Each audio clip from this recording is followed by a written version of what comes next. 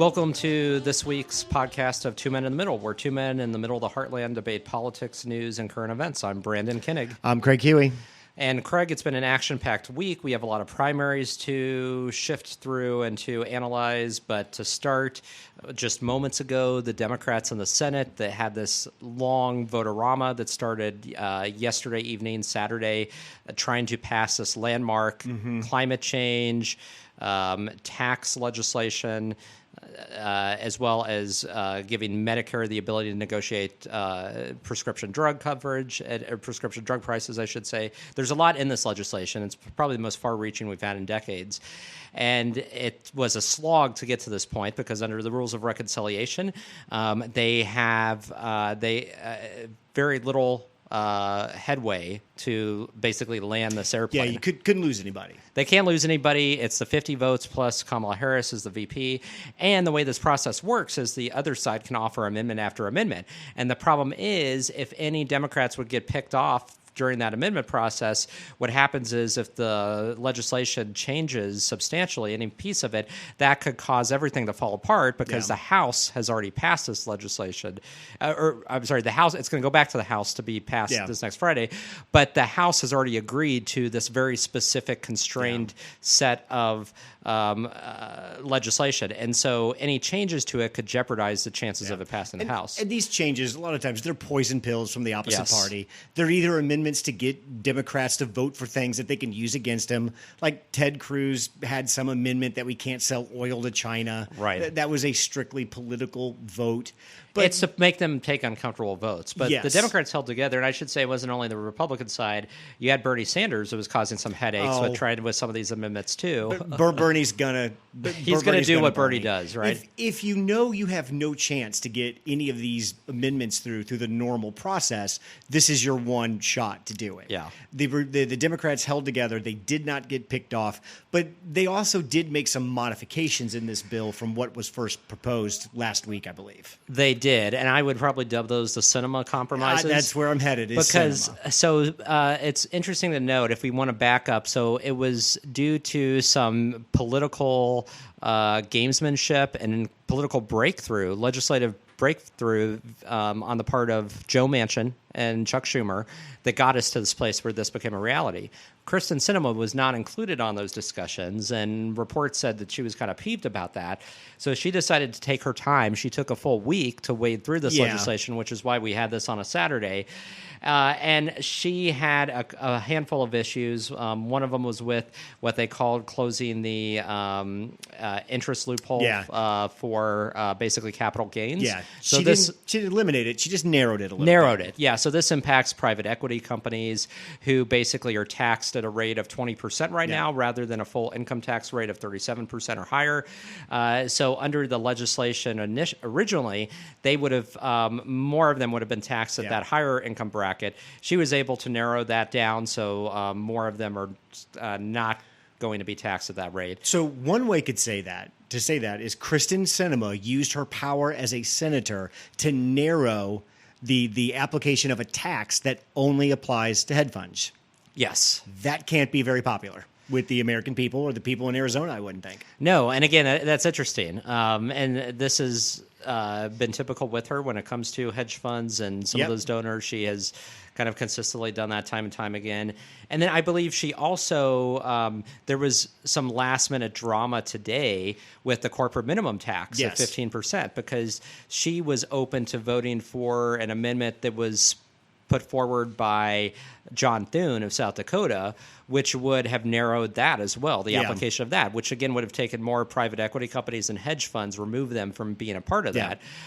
So that was also where she was able to extract some concessions. And then the last thing I want to say that didn't really have anything to do with Sinema, but the Republicans had also put forward, the parliamentarians struck down the lowered insulin prices that would have affected private insurance.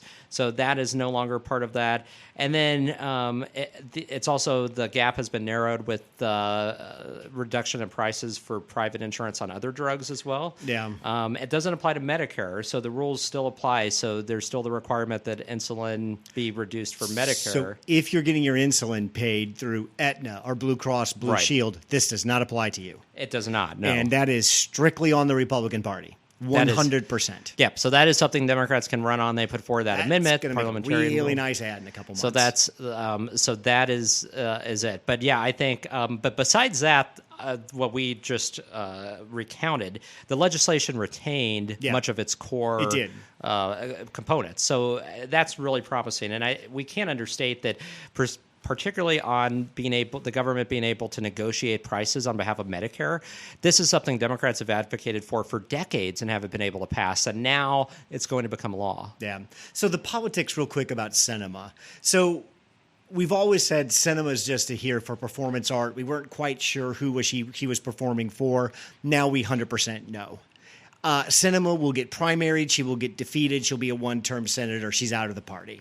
The party will absolutely turn their back on her. They will hold her out as somebody that, yes, we had to make these concessions to get her on board. We really didn't want to do this. And Kristen Sinema is no longer part of the cool kids or the inner circle, if she ever was, with the Democrats. And there will be no help sent her way when she is primaried.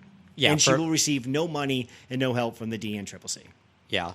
So I assume does Arizona not have open primaries though? That's the only thing that I think could cause a wrinkle here is if they have open primaries. I'm not sure what their primary system is. All I know is it's going to be made abundantly clear to her she is not welcome back. She is not going to get any support, and she probably needs to find something else to do.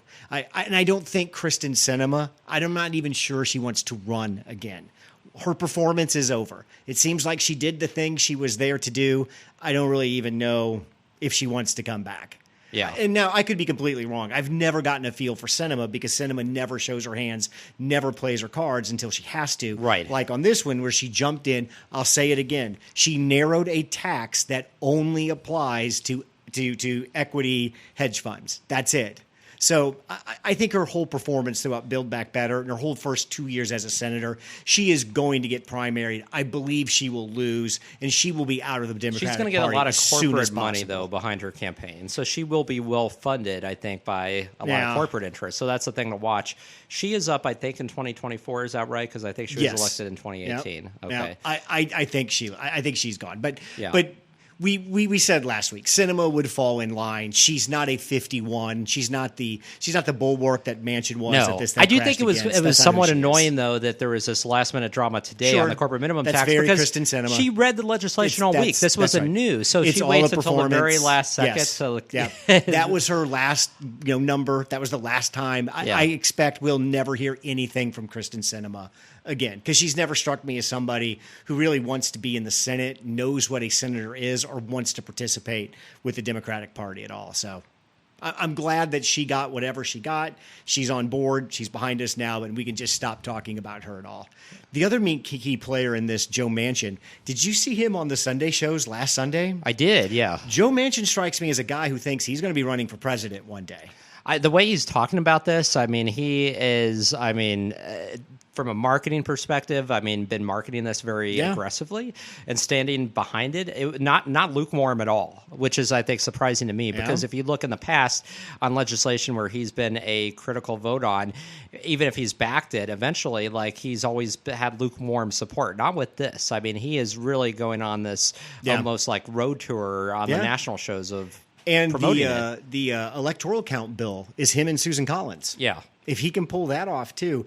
Joe Manchin, in very quick order, has kind of risen from the absolute bottom of the Democratic Party to somebody. I don't think he's a presidential candidate, but he is certainly somebody that's got some strange new respect among Democrats and probably is going to leverage that moving forward. Yeah, no, I agree. And again, I think he's one of those where he would have very strong potential on the national level. But again, the way our primary system is, it's very difficult for him to get through Democratic primaries, particularly in many states. Yeah. So that's where he's going to, run into some barriers. A couple of things, technical things about this process. One, I didn't understand why the Dems didn't just do what the Republicans did to the Senate parliamentarian. Just fire the and find somebody who does. I don't know why they haven't either. That's what So what we're Republicans talking did. about is Trump's signature tax cut was done through reconciliation. The first Senate parliamentarian, yeah. that is a tough word to say, that basically this is the person who interprets and tells you the rules and procedures of the Senate. Yes. When he told them they couldn't do that, they just fired him and hired somebody else. So Which are I didn't know ways they around. could do. And I didn't know they we could do learned that at either. that time. So again, because this same parliamentarian has also been a foil at other times for the Democrats on legislation. Yeah. And they have not fired her, which is a little bit surprising to me, I guess. I mean, that's always let you know you're in a good legislative process. If you don't get what you want, you can just fire somebody and keep hiring people until you do. I mean, I'm glad this bill got passed. I think this bill has some the potential to do some good stuff in it. I think the climate bill.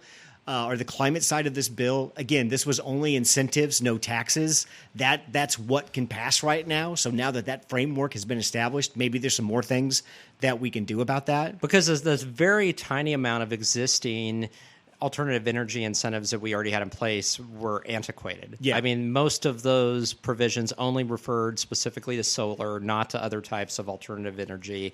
And they were very limited in scope and made it very difficult to really incentivize the full spectrum of different alternative fuels and that are on the market today. So this is a huge step forward in that regard. I don't see any effort or any short-term impact or relief to inflation.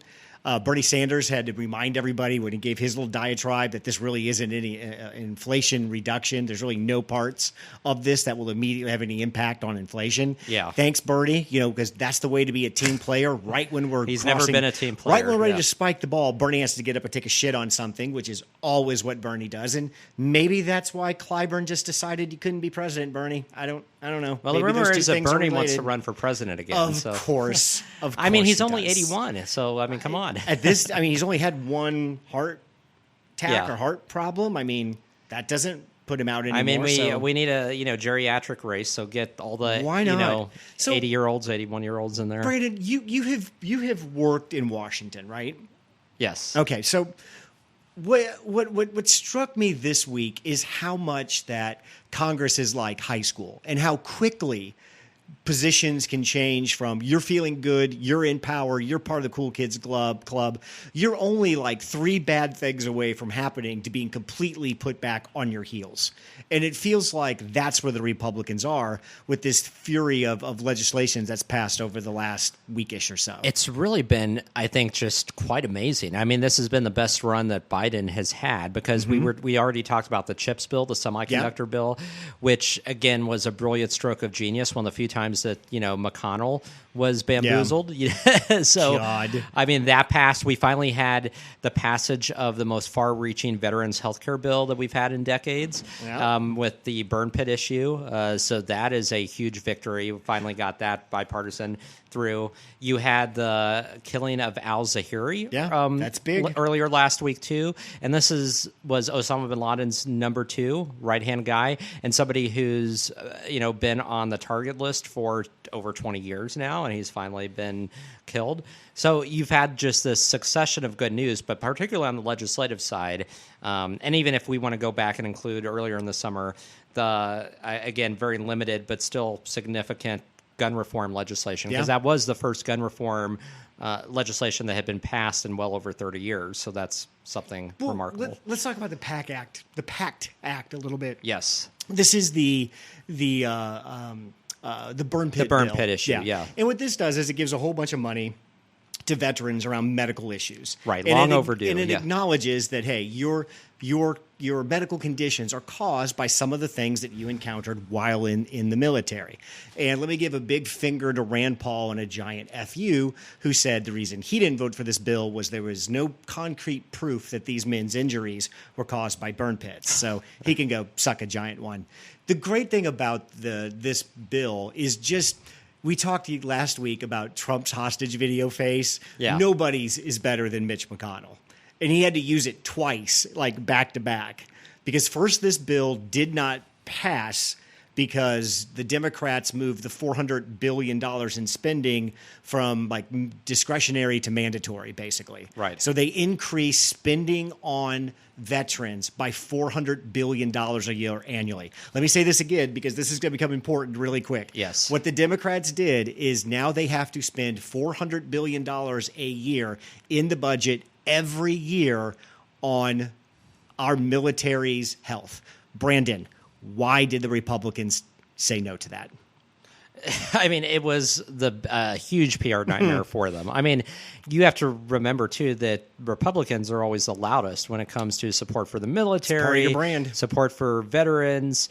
You know, they've been on the bandwagon for a long time, and rightfully so, on reforming the VA system with all of the issues that it has in the bureaucracy. And so for them to vote against this, I mean, the backlash was immediate and swift. I mean, veterans were pissed off about this. As they should. You know, their congressional offices were being overrun with phone calls and emails. And so I knew it was only a matter of time before they'd have another vote on this and go the other way. And it was quick. And again, it just proved how politically detrimental this was, and what just a huge blunder it was for them to go this route. I mean, there was nothing strategic in this at all. If you want to make the case we shouldn't be moving from discretionary to mandatory spend for budget issues, I'll listen to that, but just not on this bill. Right. Because there's no way you can say they don't deserve this. And if this is overspending, I don't care, because this is the one spot we should overspend on each time, every time,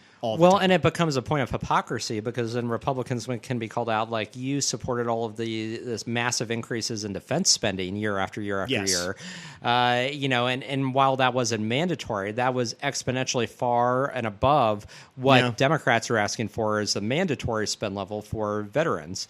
So, again, there isn't a strong leg to stand on with that argument, because these are the people that have sacrificed their health, their lives for us, that are, you know, and there's a strong strain in America that says that we should be doing all we can for them and taking care of them to the utmost of our ability. And I wonder what calculations the Republicans made that the American people are more interested and get more fired up and support spending policy more than they do benefits for veterans. I just don't understand the calculation. Right. That that would move the needle, or, you know, Correct. Again, because one is very powerful and very emotional, and it's hard to get people emotional about spending. I mean, you know, that's just not going to, and the American people are cynical. They know at this point that both parties spin to oblivion on their own agenda and their own priorities. What's another $400 billion at this point? They're going to say, well, if we should be spending on anybody, it should be veterans. And so for Republicans to make this case, it just doesn't come across as sincere by any measure. So McConnell had to give the hostage video twice. Once when they voted it down, when they were explaining why, and once when they passed it again. Right. And I don't think anything changed in the bill, did it, when it passed? No, it's basically the same bill. Yeah, it's not like they went back and reclassified that money. They did not, because they did have a vote on some of those amendments, like the Toomey amendment that got voted down. Yeah. So none of, it was the same bill, incidentally. But again, this was also the same bill that Republicans who had voted no the second time had voted yes the first time on. So this was the third time where they came back home. And it was a very lopsided vote. I think there were only 11 Republicans that voted no in the end. As well. So, I mean, that was, I think, just a demonstration of, like, what not to do in politics. That's what I'm going for. Have you been on the Hill before when it's obvious your party is just discombobulated? We have had a bad 2 weeks. What we thought we could do, maybe we can't. Some of the messaging that we thought we were hitting on is not where we thought we were all together. We've made some horrible mistakes here, and politics changes quickly. Is it a feel? Is it because the Republicans still have a whole lot going for them? They have history on their side. They have Biden's low ratings on their side. There is no evidence that they don't take the House back and at least a dogfighter's chance in the Senate. I guess what I'm trying to figure out in Washington, how does that change so fast? And can political winds and mood, can it change in 2 weeks? Oh, absolutely. Can you go from we're going to blow out to, oh, shit, I don't know what we're going to do that fast? We have, at this point, almost 3 months before the November election, which is like an eternity in politics. So much can happen that time. And so we always get trapped in the scenario where the pundits and prognosticators look at the writing on the wall for that moment in time and say, well, this is it. Republicans are going to take back the House. Everything is set in stone, when it's not. I mean, so much can change. And I think we're in this period right now where there's a lot of shifting of the sands underneath our feet. And so that isn't to say that Democrats are going to retain the House, but I think there's a great likelihood now that Republican gains in the House will be more limited than what we thought. Sure. They're not going to have, 30, 40 vote margins potentially. They may just have somewhere between a 10 and 20 vote margin. So again, all of that matters from a marginal standpoint, an incremental standpoint, like how many seats they actually are able to get back at the end. And I think that's what we're seeing play out with what's happening with the legislation and with, some of the other things that happened this week, which we'll get to. I mean, anything that the Democrats can do to show competency in government, the ability to pass legislation, the ability to explain legislation, the ability to put legislation in ways that don't add to the deficit, putting together things that pay for themselves, putting together things that are popular. I think it's essentially taking the old Republican argument that we're the people that know how to govern, we're the responsible adults in the room. That's the argument that Democrats have to maintain now going into November. And then pointing at the Republicans and say, not only do they not get it, they don't do it when they're here, it's because they don't want to. Yeah. They're actively trying to control the thing that most of them hate. I wish we could have some easy way to tally out with, if we take Trump's presidency, for example, his major legislation accomplishment, I'm guessing, was the tax cuts. Right. That was about it. Yeah, he really had nothing else beyond that. Other than Kardashian's grandma's crime bill and some other stuff. So you had that, the tax cuts and what was the other thing I was going to say? But no, I mean, that was basically it. So now walk me back through Republican presidents. I can almost remember each Republican president doing some sort of tax legislation. That is their signature go-to move. Right. Other than that, what was the last major piece of legislation? Something that's on par with the bills that we saw passed today. When's the last time they've even done anything like that in the legislation? Well, I mean, I would have to go back to the George W. Bush era when there was the complete the creation of the Homeland Security Department and reform of. But that wasn't organic to him. That was a reaction to 9/11. Right, but he didn't walk into office saying this is part of my agenda. He was going to do that. Yeah, yeah. I can't think of the last Republican president that had a robust economic or any type of legislative agenda that they then executed on when they were president. Yeah, that's a good point. I'm trying to think if there was anything during the Reagan years where... I mean, he redid the tax code, but we're right back on that one issue. Yeah. If I'm Democrats, there's got to be an ad that just says, you know what they're going to do. Not a lot. And if they do try to do something, you know what it's going to be. Although the first so-called, amnesty happened during Reagan's presidency. Which just shows you how... Well, I don't think the Republicans are going to be breaking that up anytime. No, that's not something they want to talk about. Anytime soon. But you're right. I think I forgot to also mention, there was also a major vote this week to admit Sweden and Finland into NATO. Yeah. Which is huge as well. And you had one senator vote against that. Josh Hawley of Missouri. Hey, his book Manhood comes out, I think, next week. Are you gonna read that? Oh. I would rather shove a fork in my eye. I am not going to read that book, yeah. Brendan, why is it that... Manhood, from the guy who ran away from the insurrectionists that he was cheering on just moments prior. I'm all good with saying we need to start a conversation about manhood in the United States, and what it means to be a man has certainly changed a lot. It is going to change more. But can you think of a single man who has tried to promote their ideas of what is masculine, behavior that is masculine, that hasn't immediately gotten 100% creepy and gross? No. I can't think of a single one, and I suspect Holly will go back right down that road. Well, and again, and I've said this before, I think when it comes to like masculinity and like the good kind, not the toxic kind, like those who exhibit that don't have to talk about it all the time. It's interesting to note that those people that focus on it and talk about it the most incessantly tend to be the people who don't even exhibit it at all. Like it's a conundrum.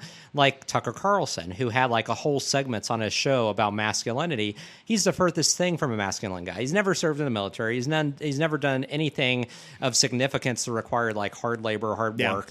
I mean, he's the privileged son of, a rich heiress. But yet these are the people. But he was showing laser light on his balls at that. Right. I mean. But so it's highly ironic. And the same thing with Josh Hawley. Josh Hawley grew up very privileged, went to private schools his whole life. I mean, again, this is not somebody who exhibits masculinity, not even in conduct or anything that he can point to. Yeah, but again, he's writing the book on it because it's all part of the self-promotion and the agenda that will like lead into the presidency. Also, this is kind of a tangent, but I thought it was funny. Every once in a while, a politician will say something or indirectly say something that everybody knows is true, but you don't say if you're a politician, and then they have to, basically backtrack and say, I didn't mean that. So that happened this week. I don't know if you saw the thing with Tim Scott's new book. So Tim Scott, Republican from South Carolina, running for president, doing the circuit in Iowa, New Hampshire. So he has his new book out, which it's about like his time in the Senate, what he's learned, blah, blah, blah. Really, all this book serves, the only purpose it serves is to launch his presidential race. So in the book, like at the acknowledgement sections at the beginning, there's actually a line that says, and I've written this book to launch my presidency in 2024. Okay, so he just comes right out and says it. Well, get this. So it says it in there. And so, of course, the press noticed it and called it out. And he said it was a mistake. That should have been in there. My publisher made that mistake. Publisher said that'll be redacted in later editions. So, again, I don't know if that was meant to be in there or not. But regardless, like it's the first time we've seen a politician put that in a book when we all know it's true that that's the reason they put these books out. But that's interesting. Two men who are obviously running for president have decided, much like Barack Obama did, that they're going to start their campaign with a book. With a book, yeah. Isn't it interesting? I don't know what topic Tim Scott's book is, but it says a whole lot about Josh Hawley, that he's playing the manhood card. Yeah. And what type of politics he's going to practice, well, just who like he's going to model himself after, and what population he's going for. Just like his vote against Finland and Sweden going into NATO. Again, this has a track with his earlier votes. Brandon, that takes our minds off China. I mean, we can't so do two things at once, Brandon. Oh, no, we can't, obviously. Well, and China was still a threat a couple of years back in 2019 when he voted to admit Montenegro into NATO. He voted affirmative then, but now he's not voting to admit Finland and Sweden when the threat is more real because of Russia's invasion of Ukraine. It makes no sense other than he's trying to stake out differences with his potential Republican opponents in the primary. And I think he's trying to wall himself off for the nationalist wing of the GOP and the more kind of pro-Putin, pro-Russia, more ambivalent, Ukraine ambivalent wing to say, look, I stood up against expanding NATO. Josh Hawley needs to look at the three people Trump has nominated to run for Senate. And the biggest problem that Oz and Vance are having is that they're fakers. They're pretenders. Oz is just a carpetbagger from New Jersey. I don't know if J.D. Vance is even running anymore. He's out of money. They haven't seen him on the trail. Nobody really even knows what's happened to J.D. Vance. A piece of advice to Josh Hawley. American people. There's two things the American people will never elect in politics. One is a fool. The second is a faker. You're from Missouri. Stop running around in those tight muscle polo shirts or whatever the shit you wear. Yeah. Come on. Look the part. Know your state. This is not going where you think this is going to go. Nobody cares about your thoughts on manhood. Nobody is going to change their views on you, and you're never going to be the president of the United States because you're simply not likable enough. People don't like you. And you can't overcome that because you're an asshole. Well, and he has the ego issue that so many have once they get to D.C. They just assume that they're able to translate their success up until that point into broader national success, and that's not going to happen for him. Is this the same book, by the way, that was supposed to come out that the publisher had stopped the publication back on January 6th? I hope not. I hope it was something more important than this piece of shit. Because he also had a book. We got into a fight over this, Hawley's book about masculinity. Well, did he have another book then? I mean, really? I mean, he can't be that prolific. It has to be the same book. Oh, good God. So let's wrap up with the bill. I think the bill overall is a positive. It is, I like yeah. the things that this bill, along with the CHIPS bill, I don't know if it has any impact on inflation, especially inflation's calculated in two ways: core inflation and then gas and food. Gas and food is taken out because they're day-to-day commodities. The thing that has to happen is gas and food has to drop to a certain percentage where people are comfortable to it by October-ish for the Democrats to have a chance to be within spitting distance in the House. Right. They'll hold the Senate thanks to Trump because, again, he threw up 3 shitty candidates. And the reality is, if they lose one seat in Georgia, the Republicans, and they lose that seat, Oz's seat in Pennsylvania, they can't take the House. They can't take the Senate back. Yeah. So we're going to hold the Senate. Thanks for Trump again. This bill, I don't believe, is going to impact the gas or food inflation in a way that has an impact. And I don't think it's going to have a direct impact on the midterms, except to raise people's overall positive feelings about the Democrats as a party that does want to govern and can actually get something done. And I think that goes into the speech, the main theme of what the Democrats are pushing. So overall, I think this is a positive for the Democrats and a positive for ourselves in the midterms. Yeah, and I think you can't underestimate the totality of this legislation, what they're able to do in this political environment with having a razor-thin margin, which makes it so difficult to pass anything of substance. So, yes, there are those who will say that it should have been bigger, it should have included more, it should have been more money. But at the end of the day, this is super significant. And I think beyond, people forget, just a couple of weeks ago, we thought this was dead. Yeah. That basically it was, DOA because Manchin had indicated that, he wasn't going to compromise. So we Democrats were heading to the midterms with just this mindset that this is the way it's going to be. Yeah. There's not going to be anything between now and then that's going to change the calculus. And it shows you, again, in a few days how everything can change. Before we move on to the elections, Brandon, this sounds weird of me to say, but is Biden doing exactly what he said he would do, delivering bipartisan legislation? Well, I mean, it's definitely on the first two. There's out of bipartisan three, yeah. parts to some of the legislation There he's is. passed. Well, and you have like the CHIPS bill and the PACT bill. I mean, those are very bipartisan. The first COVID bill wasn't, but the infrastructure bill he's was. passed 3 major pieces of legislation. And if you have with the the help of Republicans, And if you have the Electoral Count Act, the Reform Act, if that we can passes, get that'll that be through, very bipartisan. I mean, I don't know how. I guess that's what bipartisanship looks like. That's in what it's today's supposed to be. Yeah. era. Let's move over to the elections and what happened on Tuesday. The biggest let's start with shock's got to be Kansas, and then we can get to the other states. Yeah. So the amendment in Kansas, I think, and reading the national tea leaves, you had national media that were shocked by this, although I don't think they should have been shocked. And so I'm going to take a little bit of credit because I predicted turnout was going to be 49%. And you know Kansas politics. And I know Kansas politics very well. For those that don't know, I'm a political consultant here in Kansas. I do a lot of work for local candidates. So Kansas, leading up to Election Day, we had this massive influx in turnout. We actually had advanced voting at record numbers. And we started to see this on the ground, particularly in populous counties. Johnson County, which is suburban stronghold outside of Kansas City, has 1/5 of the entire state's population. The advanced numbers that were pouring in a week before Election Day surpassed the 2018 August primary, and this was without any Election Day votes having been cast yet. So we started seeing this dynamic play out with this surge of interest, and you had both sides spending millions of dollars. And I think the fact of the number, you had over 900,000 people vote in the August primary in Kansas. So that eclipsed turnout in the 2010 general election. Think about the 2010 midterm November election where Republicans swept the U.S. House, first election after Obama. This election had higher turnout than that November general. The turnout in this primary was 3 times higher than the 2014 August primary and 2 times higher than the August 2018 primary in Kansas, which was a big governor's race on the ballot as well as a U.S. Senate race. So that cannot be understated in terms of the significance of the turnout that we saw with this primary. And you also have to realize that there were about 750,000 that voted in the Democratic gubernatorial primary in this race. So you had 900,000 on the ballot question. So you had hundreds of thousands of people that turned out that are not affiliated with either party, that either only had this on the ballot or maybe had a couple of nonpartisan local races to vote on.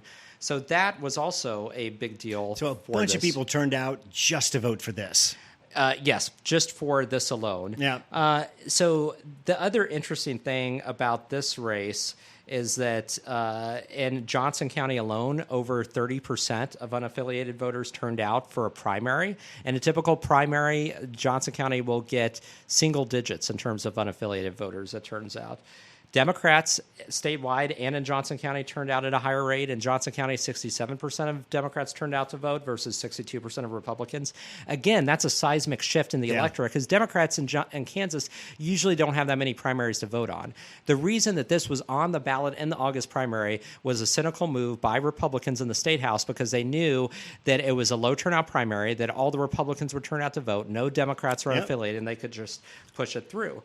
And then the other thing was this won in 19 counties. To put that in perspective, Joe Biden only won about 5 or 6 counties in Kansas.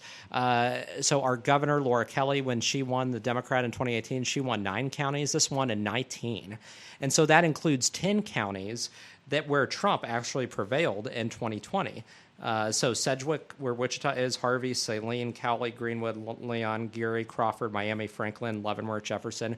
And then, so not only did this support, or I should say the no vote that supported abortion surpass Biden's totals in all of these counties, including these red counties, but also in the very blue counties in places like Johnson County and Douglas County, where Lawrence is, and Wyandotte, the vote threshold was astronomical. 68% voting it down in Johnson County, 74% in Wyandotte, 81% in Douglas, which you never see for any issue or any candidate in an election. That's where KU is located. That's where, exactly, University of Kansas. And Douglas County is the most liberal blue part of the state.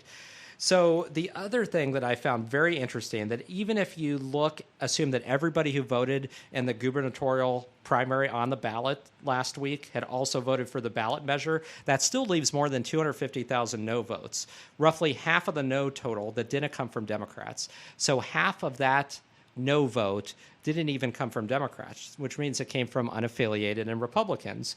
And so then you look at the GOP gubernatorial primary for on the Republican side, and if you look at and assume that all of those people that voted for governor and the Republican primary also voted yes, that they were against abortion, that still leaves at least 75,000 people who voted for Republican for governor but voted no on the ballot. So it shows you the cross-sectional support for on the no side and this coalition that was created, and a testament to what happened on this issue. And you and I were talking offline about this. There's confusion because there's this need to see, and again, we're very kind of like white and black, very kind of in the box oriented with how we view politics today, but seeing Kansas as a conservative state, when many people who know Kansas well would argue Kansas is a Republican state, it's not necessarily a conservative state. And you see that, and for example, even though Kansas has voted for Republican in every presidential election since 1964, it tends to split its tickets. We've had more Democratic governors over the past couple of decades. We have had elected a lot of moderate Republicans, particularly from Johnson County, that tend to be much more moderate to liberal on social issues. Mm-hmm. So there's this dynamic that plays out, and people often refer to Kansas as a three-party state. You have the Democrats, you have conservative Republicans, and you have moderate Republicans. And many times when Democrats have been governor, they have been able to get legislation through with the support of this cross-party coalition of moderate Republicans and Democrats in the state house. So those are the dynamics you have in Kansas. And on the abortion issue, we have elected senators who have been pro-choice in the past, like Nancy Castlebaum and others. So, but I think what struck me most about this election was the margin, because even I didn't see an 18-point this is margin. Blowout territory. Yeah. I texted you and Jason tonight saying, I thought Kansas and Alabama were like equal partners. No. On the deep red conservative scale, I thought Mississippi, Alabama, Kansas, they were all on the same plateau with each other. So part of, I think, the country's reaction to what happened in Kansas is not understanding what you just laid out. There's been a lot of demographic shift in Kansas to around the Kansas City area. And I think we maybe said this on the mics last week, but once you get out of the Kansas City area, Kansas has very little small cities. It's almost all farm territory once you get out of the Kansas City area. There's Wichita and some other places, but there's not a lot of small urban areas in Kansas. It's so, almost Craig, all to put rural. this in perspective, so once you get outside of Wichita, the 60 or so counties west of Wichita have less than 20% of the state's population. Okay, so, and that's 60 counties. That's a huge swath of land, but very little people. So if you're carrying 60% and higher in the 6 counties that connect to Kansas City, you've got the state, basically. Right. So this is what's so interesting about what happened, right? Because you didn't even need some of these rural counties to flip.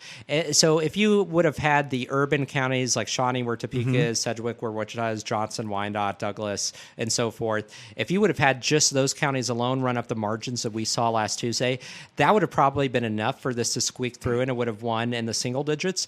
But then you layer on top of that these other counties like Leavenworth and Miami and some of these more rural counties on the eastern side, which always vote very strongly Republican, but voted no this time around. Yeah. And that's where you get the lopsided 18-point margin win, the 150,000 plus votes. And then the other thing is the number of new voters. I don't know if you've seen, the New York Times had the line graph showing the spike after the Dobbs decision and new voter registration in Kansas. Like, it's a straight line up. Like, there was a surge in new voters registering to vote who had been previously unregistered and turning out in this election who had never voted before, but they were so moved based on what happened with Dobbs. And so that was the other critical factor. This had been scheduled long before Dobbs. I mean, going back to like before the pandemic. Yeah. But that changed everything. I really do think that without Dobbs, that this amendment could have passed because there would have just been less interest in it and less focus. Probably. And you would have had a lot of pro-choice people that would have been more complacent and maybe would have turned out or voted solely on this because they would have looked at other issues and they would have been like, it's not a big deal. But the Dobbs decision changed everything, I think, and that made this front and center. And so I think that really impacted also the trajectory of what we saw with the no vote. So Dems have every right to be excited about this result from a political perspective and what it's going to mean to them in the midterms.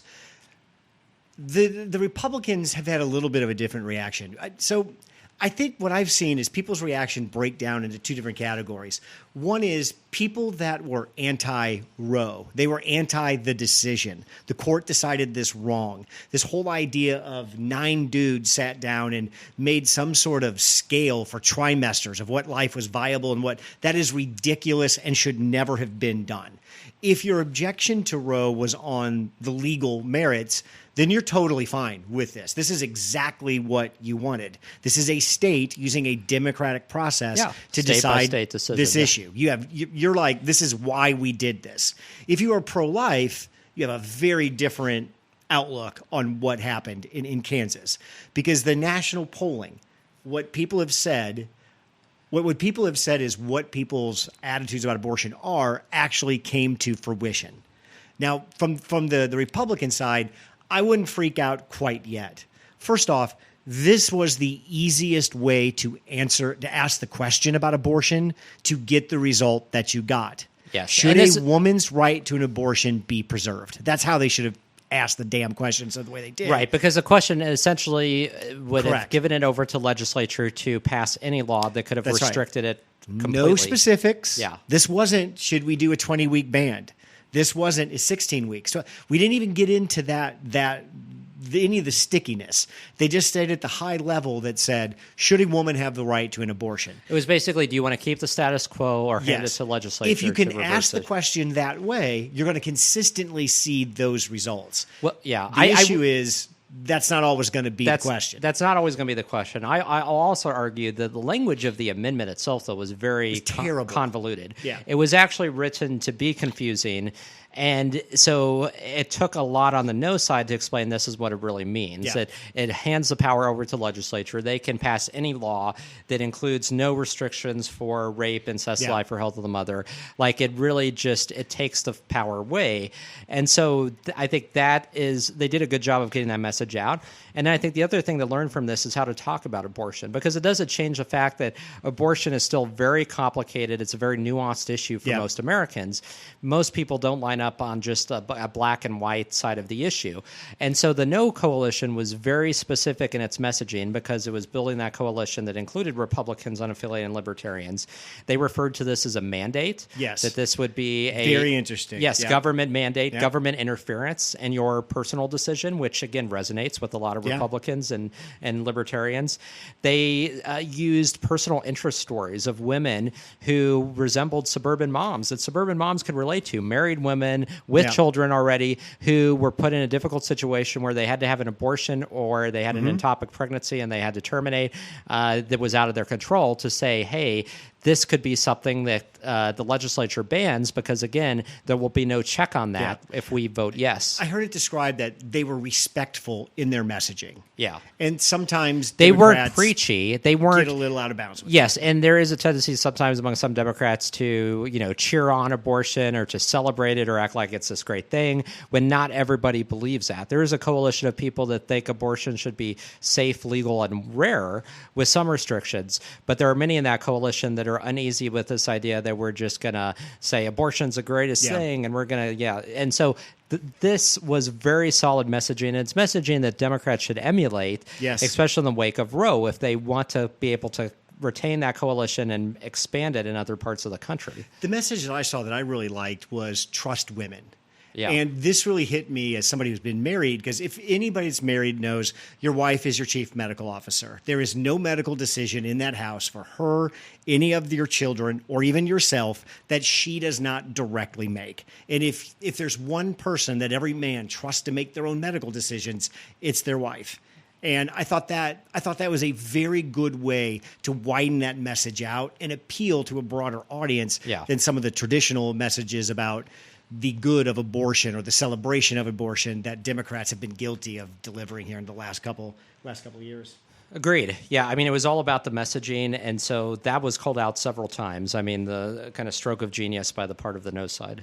I think both of us agree that a little difficult to take support for a broad-based question about the right of abortion and have that mean this Democratic candidate in this particular congressional district is now going to get votes basically because of Dobbs.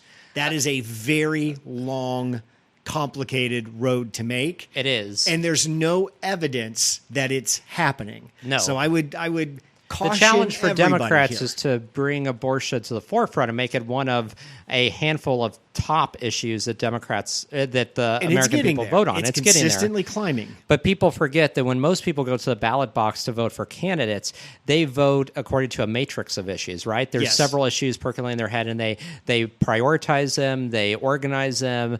And so for many of those issues who may even be pro-choice, it may be inflation or it may be the economy that's the issue at the forefront for them based on their own personal circumstances. And actually, New York Times interviewed a few voters in Kansas who even said this, when it came to November elections, and said as much as that, said, well, I'm pro-choice, but I'm more concerned right now about, the runaway inflation or the prices. So that's something for Democrats to keep in mind. It's very different when you're voting on an issue, like you said, that's just very cut and dry like this versus voting for candidates and trying to, decide which issues matter most. Is it going to help? Yes. Does it turn the tide? No. No. It doesn't. And I think, too, this question in November, I believe, is on the ballot in 2 different states, similar to Kansas. And I believe one of them, and the state of the name blew out of my mind, the name of the state, one of them has a more, should women be allowed to have an abortion after a specific period of time? We're going to find out a lot more about how people react to these things when they're on the ballot in November. This is one data point. It's a surprising data point. If you're a Democrat, it's a positive data point, but this isn't the whole story. And it's going to take this a few more times before we know kind of what political impact this is going to have. I believe this was the first time a population of Americans got to directly vote on abortion, I believe. I think so. I'm trying to remember. I feel like in the last couple of years, there might have been another state that had a abortion vote, like Alabama or something. Maybe. And I'd have to look into that. And I got to think, too, there's some ways they could have rephrased that question that may have come up with a very different outcome. So, again, this is a positive sign for the Democrats. It's a positive sign that polling about opinion on abortion seems to have manifested itself at the polling place, which was good. But for my Democratic friends, wait and see, I think, is the word moving forward. So California and Colorado have questions on their ballot in November that would enshrine the right to an abortion in their state constitutions. Okay. So that's from the pro side. Well, those weren't very as exciting as I thought, because those will both be. Kentucky actually has something similar to Kansas, and so that's no right to an abortion in their constitution. So very similar to what Kansas voted on in 20. So that's in November. And that may be, I'm trying to see if there's any other. Michigan's the other state, which is a big swing state where you have the governor for re-election. So we're going to know a little bit more about this coming out of Michigan November. and Kentucky are the two, and I think that might be it. Yeah, for 2022. Yeah, those are the two. What other things took out of Tuesday's primaries? Number one, you should really not consider traveling to Arizona anymore, as that whole state has decided it's going to go insane. So that seems to be a wash in QAnon, crazy Trump hysteria. 2020. So, and this is insane to me because, I mean, the Republican Party there for the last several years, the head of the party was... her name is escaping me right now. The doctor who took on John McCain and lost, but she's really insane, like super out there, like QAnon type.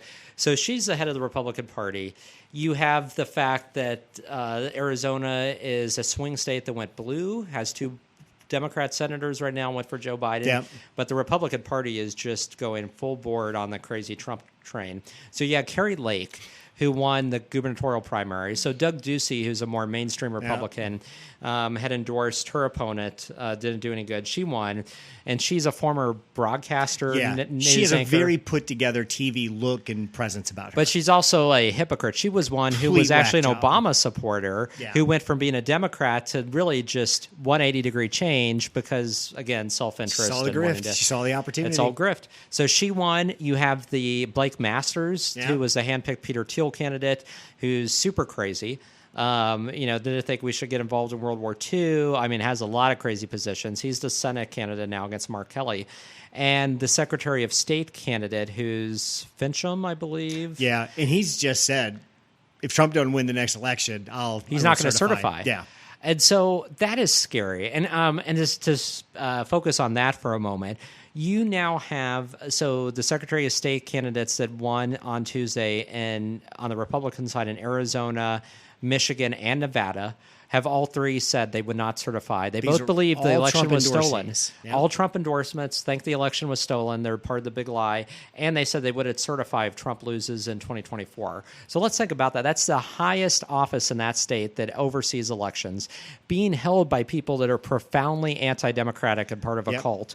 And we have to kind of throw Pennsylvania in the mix if the Republican for governor wins there, because the Secretary of State in Pennsylvania is appointed by the governor, and the governor, God forbid.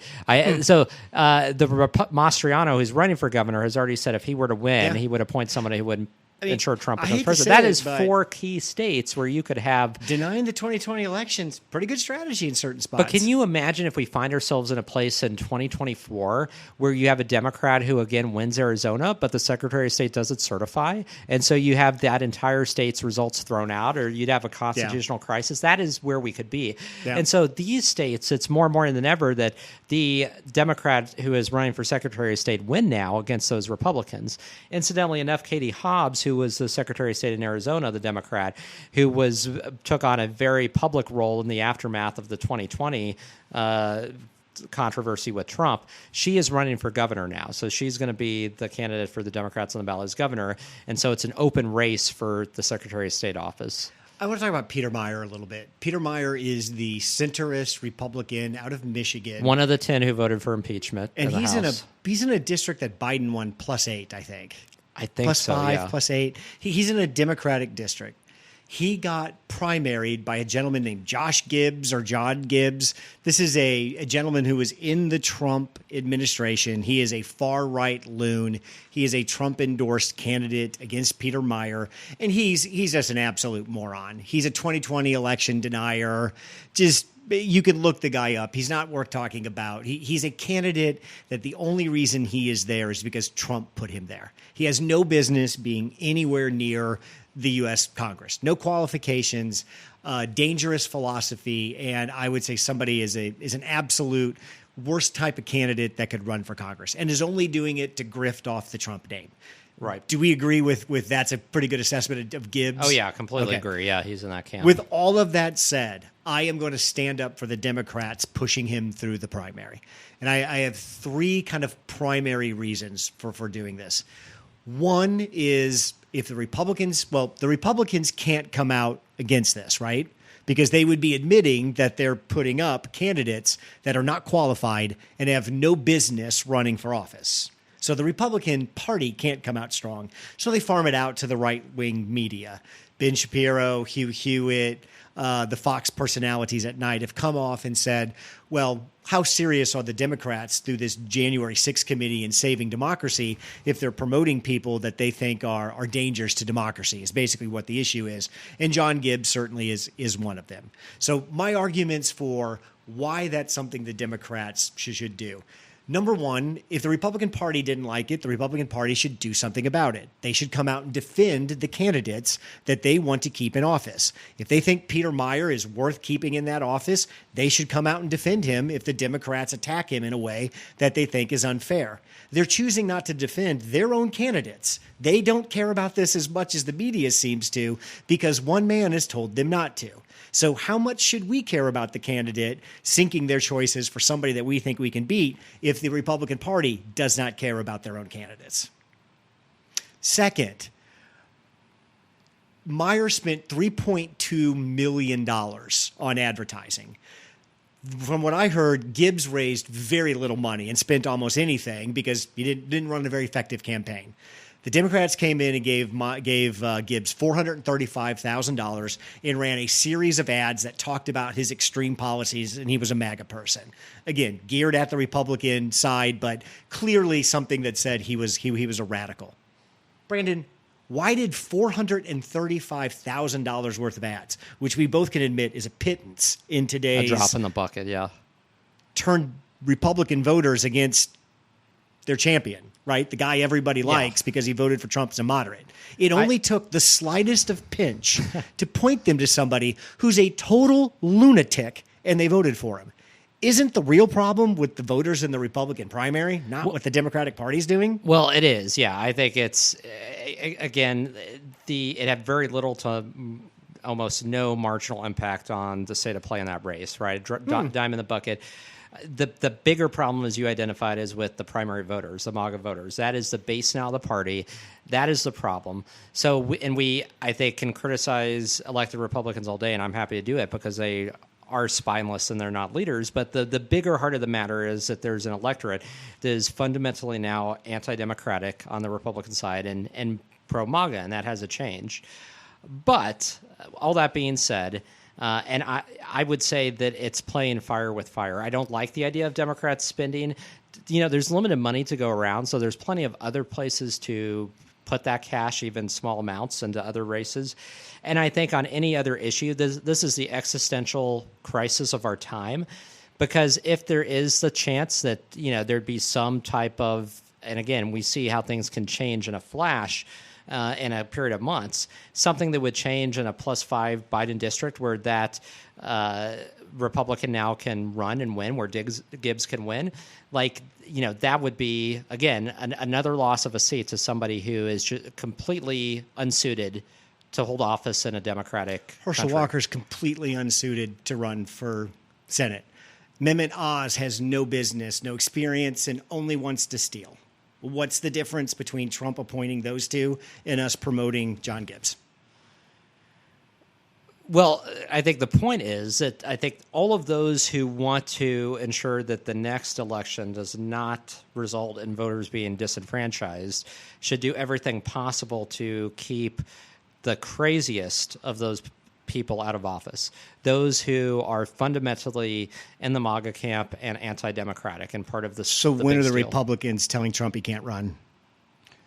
Well, I'm not arguing for the Republicans. Like I'm saying here that, I mean, they're completely in the wrong. I'm totally opposed to what the Republicans are doing. I'm just saying don't give them leverage. Don't help them along, especially the ones that, because again, it gets them ever closer to, I would have said the same thing, by the way, about Greitens becoming a senator. Like, don't help Greitens get through a primary, because even if he does and you can beat him in the general, again, it's playing with fire. But you don't know what could happen. Politics is the process of acquiring political power.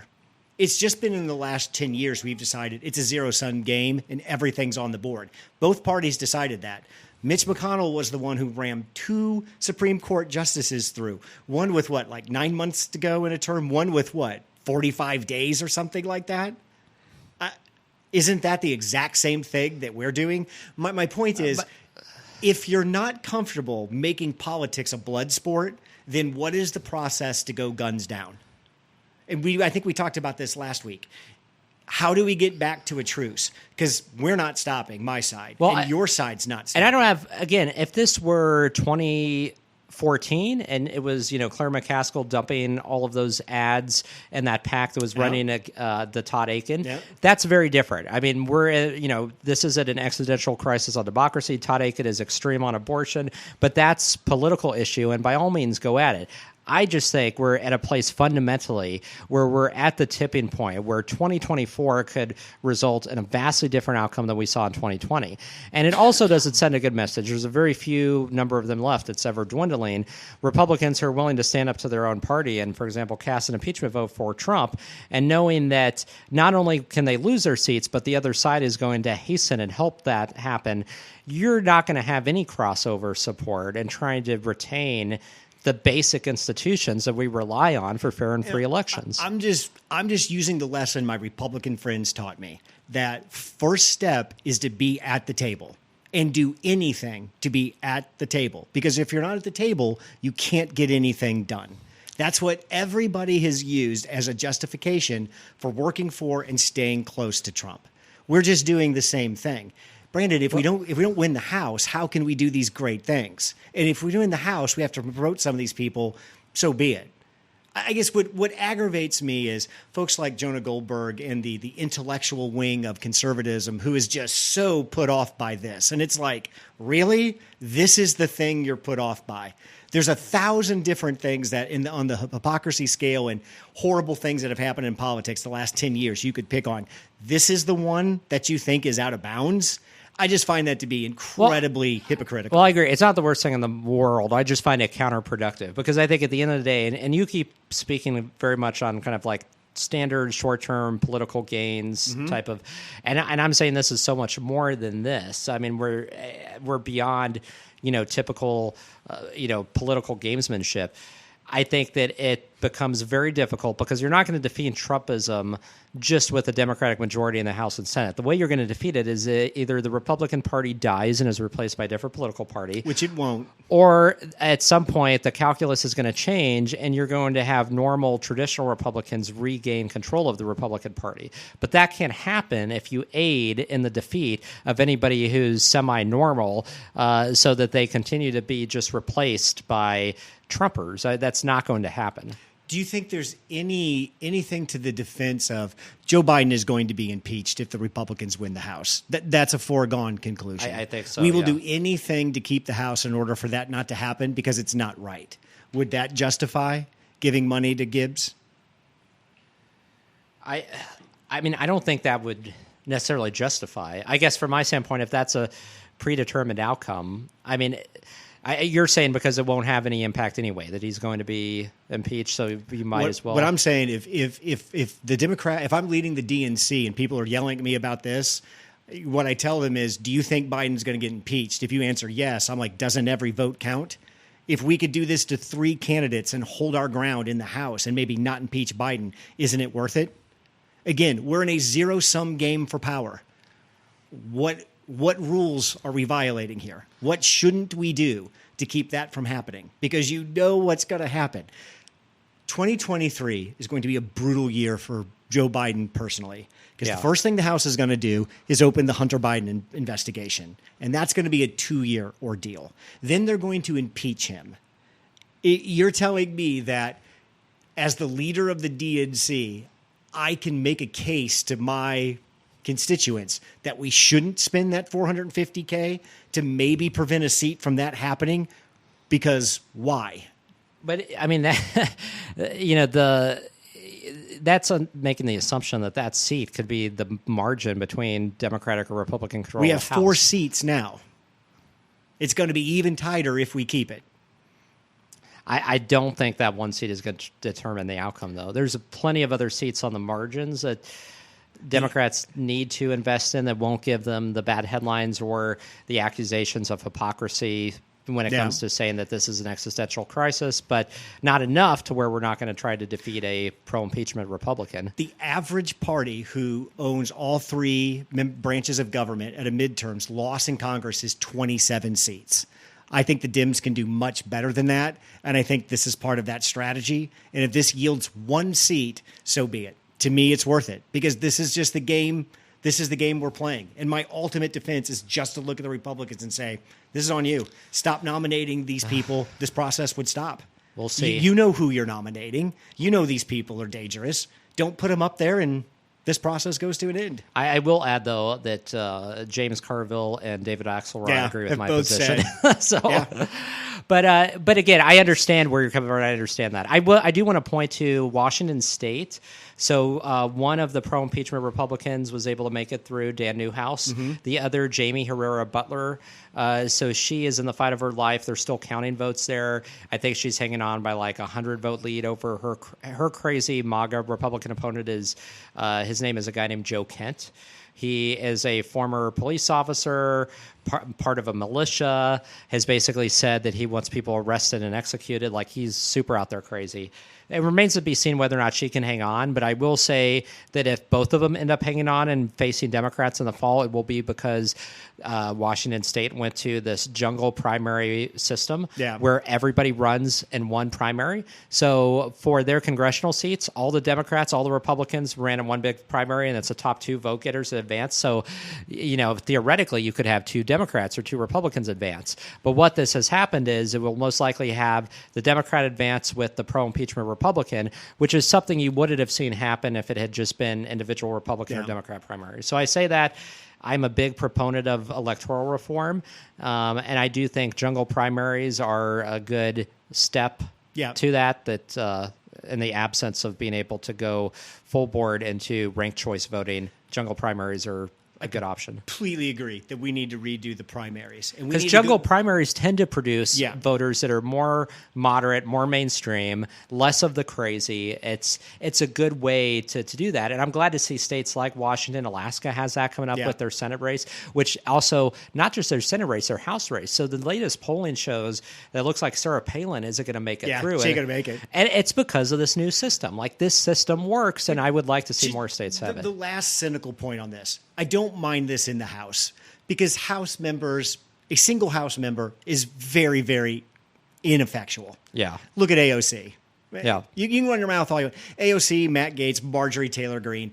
You can have a kooky. The House has a long history full of kooks. There's very little damage they can do. Right. What the Republicans are doing in the Senate is completely unforgivable with the people Trump is running.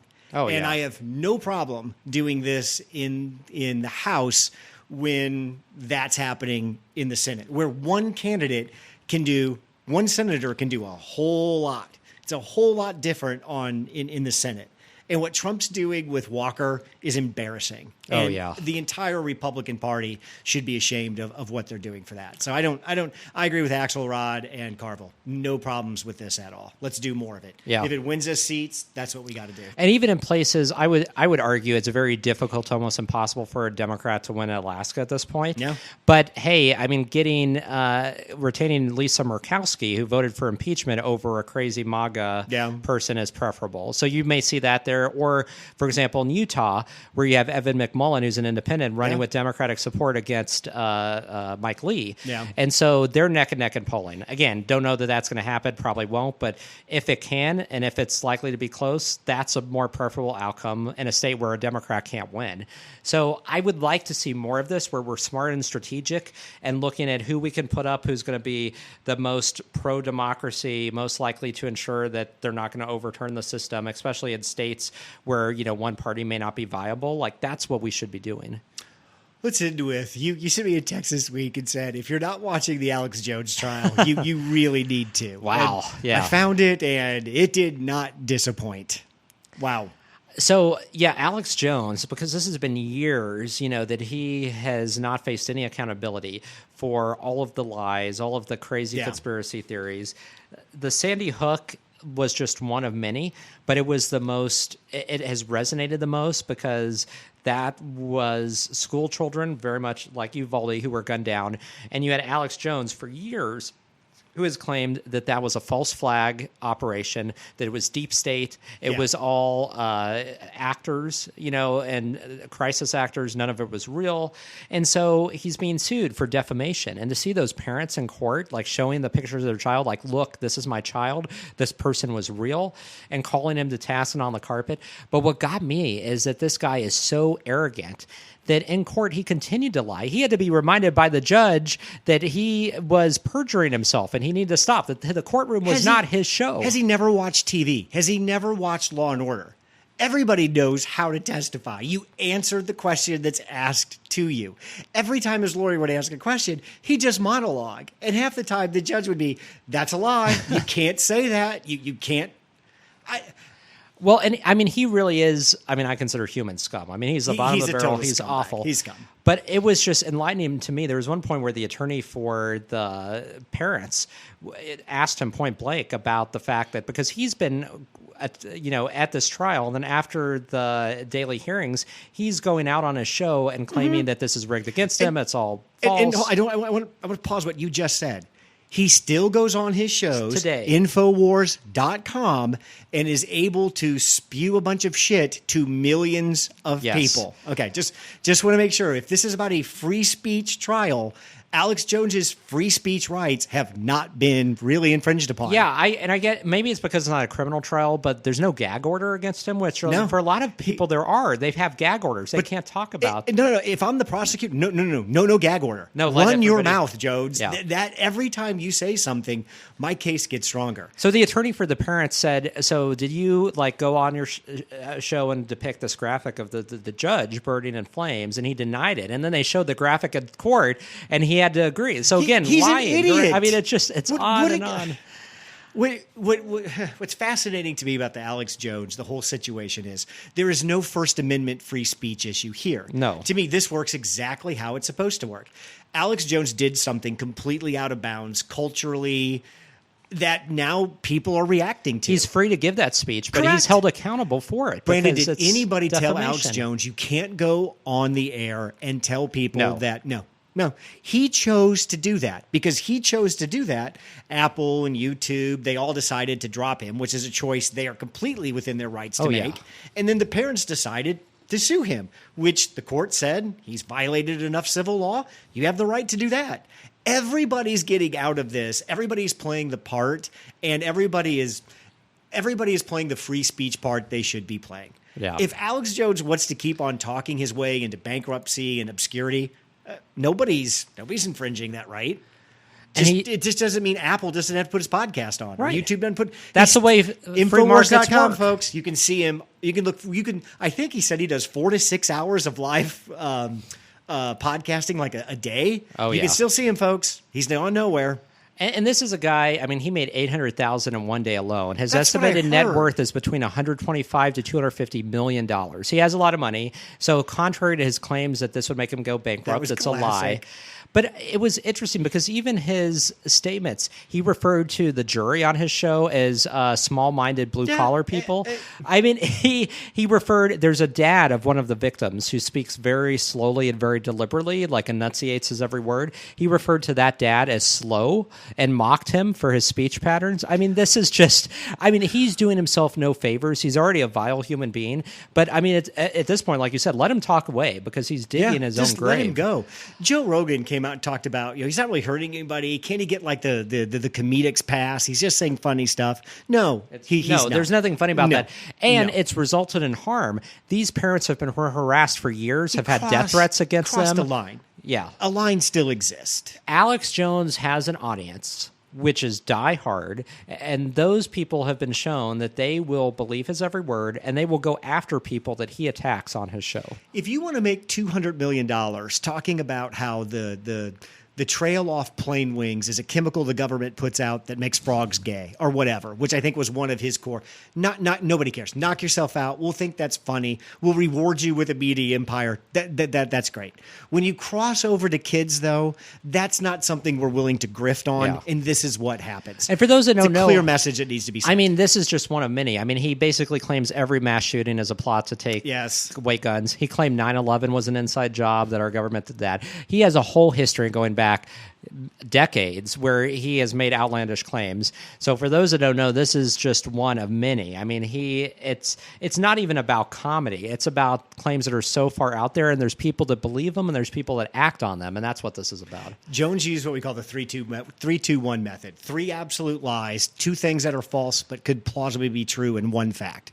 Yeah. And you just keep every time you give information, you keep giving it in that order, and with the cadence that he does, people get so confused, it's hard to separate what's a lie, what's true, what might be true. Right. And because he tells the one truth in the middle of all of those lies, that does not make him. It doesn't some negate. Sort of, it doesn't negate said. anything that he does, either civilly or criminally. It also lets you know, too, and this gets back to why Trump probably is not going to be charged. It's really hard to charge somebody criminally with something they say. It's almost impossible to do it. I mean, Alex Jones, this is a civil trial. This is not a criminal trial. Right. So being criminally charged for your words, very, very difficult in the United States, as it should be. Yeah. So, Brandon, we went a little long. There's no fun stuff to talk about. No. I mean, there was so Unless much you've got packed something- into the last week. Yeah, I don't know. It does seem like the past 2 weeks, summer doldrums have died down, and the political scene here is kicking up. And It is. Once we hit September, now we're in re-election season. I will say I did see the movie Bullet Train over the weekend. Is that pretty good? It was. It's very entertaining. It's fun. It moves very fast. I mean, it's not something that's going to captivate your mind. It's more of an escapist movie.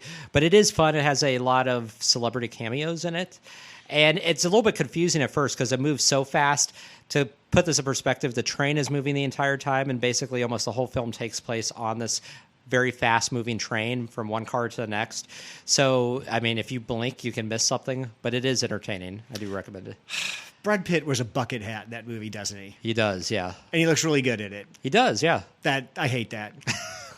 Brad Pitt's my age, obviously. I know Brad Pitt and I don't look a lot alike, and he can wear a bucket hat. I didn't know and he look was good your in it. age. He's Okay. like 50. I think he's older than me, actually. Oh, okay. Which totally sucks. But Brad Pitt's one of those guys, just genetically perfect, always looks good, can wear and do anything. What he As wants, he gets yeah. older, he just seems to look better, and chicks love him He more, does, so. yeah. He's one of those that doesn't Yeah. really age, and he just can continue Yeah. doing what he wants. I'm going to take the haters going to hate philosophy on Brad Pitt because it just Yeah. hits a little too close to home. That's our hour. Thanks, Brandon. Thanks, Craig. Thanks for listening to 2 Men in the Middle.